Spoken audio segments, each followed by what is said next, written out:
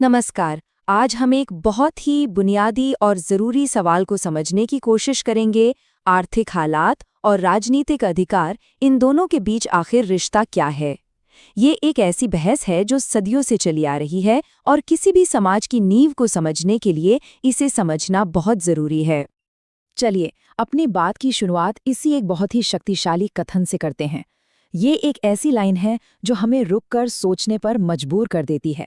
क्या वाकई में पॉलिटिकल राइट्स यानी राजनीतिक अधिकार तब तक बेमतलब हैं जब तक समाज में आर्थिक बराबरी न हो? तो आइए ज़रा इस बात की तह तक चलते हैं। इसका असली मतलब क्या है? क्या ये सिर्फ एक किताबी फ़लसफ़ा है या ये हमारे समाज की किसी कड़वी हकीकत की तरफ इशारा कर रहा है? इस पूरी बहस के दिल में जो कॉन्सेप्ट है वो है राजनीतिक स्वतंत्रता। अब ये शब्द सुनने में तो काफी सीधा साधा लगता है, पर इसका मतलब बहुत गहरा है। चलिए पहले इसी को समझते हैं कि आखिर ये है क्या। तो आसान शब्दों में कहें तो राजनीतिक स्वतंत्रता उन अधिकारों का एक सेट है जो किसी भी नागरिक को बिना किसी डर, दबाव या जोर जबरदस्ती के अपने देश के शासन में हिस्सा लेने का मौका देते हैं। यही तो किसी भी लोकतंत्र का आधार है ना? अब जरा सोचिए, इन अधिकारों में क्या क्या आता है।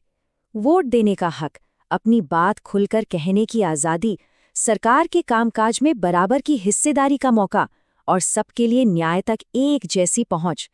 यही वो चीजें हैं जो हमें सिर्फ एक आबादी नहीं बल्कि एक देश का नागरिक बनाती हैं। ठीक है, यहाँ तक तो बात हुई सिद्धांतों की। लेकिन अब कहानी में असली मोड़ आता है।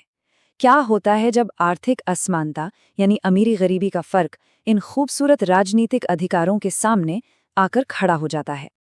देखिए, कागज पर, हमारे संविधान में, हमारे कानूनों में ये साफ साफ लिखा है कि ये सारे अधिकार हर नागरिक को बराबर मिलेंगे। फिर चाहे कोई अमीर हो या गरीब, इससे कोई फर्क नहीं पड़ता। पर यहीं पर वो मिलियन डॉलर का सवाल उठता है। जो बात कागज पर लिखी है, क्या वो जमीनी हकीकत में भी उतनी ही सच है?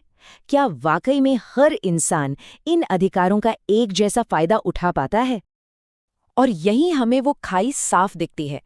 एक तरफ है वो वर्ग जिसके पास पैसा है, ताकत है, वो अपने असर से राजनीतिक फैसलों तक को बदलवा सकता है।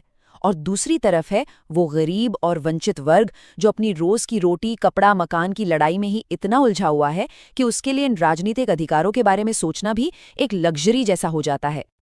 और जब समाज में ऐसी हालत पैदा होती है तो हम एक ऐसी सच्चाई का सामना करते हैं जिसे कागजी आज़ादी कहा जा सकता है। अब देखते हैं कि ये हमारे लोकतंत्र पर कैसे असर डालती है। इसका मतलब बहुत सीधा है। अधिकार तो मौजूद हैं, कानून की किताबों में लिखे हुए हैं, लेकिन असल जिंदगी में उन्हें इस्तेमाल करने की न तो ताकत है, न ही कोई मौका। आज़ादी बस एक खूबसूरत शब्द बनकर रह जाती है। और इसका नतीजा ये होता है कि लोकतंत्र बस एक ढांचा, एक फॉर्मेलिटी बनकर रह जाता है। चुनाव भी होते हैं, सरकारें भी बनती हैं, लेकिन असली ताकत और असली आज़ादी का मज़ा सिर्फ वही लोग उठा पाते हैं जिनके पास पैसा और पहुंच है। वैसे ये कोई नया ख्याल नहीं है। रूसो और मार्क्स जैसे बड़े बड़े विचारकों ने बहुत पहले ही इस तनाव की तरफ इशारा किया था। उनका साफ कहना था कि अगर आप गरीबों की आर्थिक हालत को नज़रअंदाज कर दें तो उनके लिए राजनीतिक आज़ादी बस एक ख्वाब है, एक छलावा है।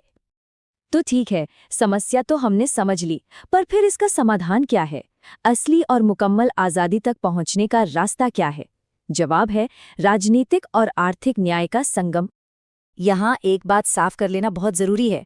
जब हम आर्थिक समानता की बात करते हैं तो इसका मतलब ये बिल्कुल नहीं कि सबकी तनख्वाह बराबर हो जाए। नहीं, इसका मतलब है एक ऐसा समाज बनाना जहाँ हर इंसान को कम से कम उसकी बुनियादी जरूरतें जैसे खाना, घर, अच्छी शिक्षा और स्वास्थ्य मिलने की गारंटी हो।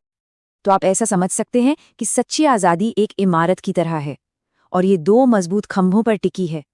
पहला खंभा है राजनीतिक अधिकार और दूसरा, उतना ही जरूरी खंभा है आर्थिक समानता। और सबसे खास बात यह है कि इनमें से कोई भी एक अकेला खड़ा नहीं रह सकता। अगर सिर्फ राजनीतिक अधिकार और आर्थिक समानता नहीं तो वो आज़ादी एक धोखा है, और अगर आर्थिक समानता है लेकिन राजनीतिक अधिकार नहीं तो वो तानाशाही बन सकती है। तो ये पूरी चर्चा हमें आखिर में एक बहुत बड़े सवाल पर लाकर छोड़ देती है। क्या ये संतुलन, ये सच्ची और पूरी आज़ादी सिर्फ एक ख्याली पुलाव है, एक ऐसा आइडियल जिसे कभी हासिल नहीं किया जा सकता?